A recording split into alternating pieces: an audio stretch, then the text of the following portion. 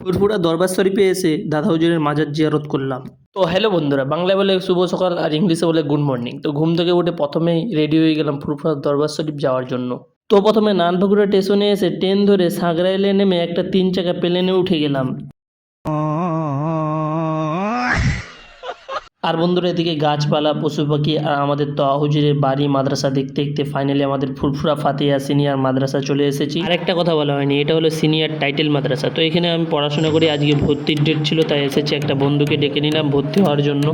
তো প্রথমে অফিসে এসে ভর্তি হয়ে গেলাম, আর ভর্তির পর বন্ধু বললো যে ফুচকা খাবো। আমি বললাম যে আমি খাবো না, তুই খা, কারণ অনেক দূর থেকে রোদে রোদে এসেছি।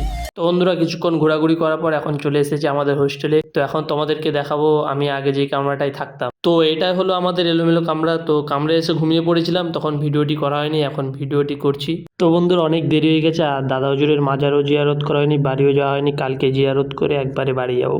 তাই প্রথমে ঘুম থেকে উঠে বড় দরবারে চলে এসেছি দাদা হুজুরের মাজার জিয়ারত করার জন্য।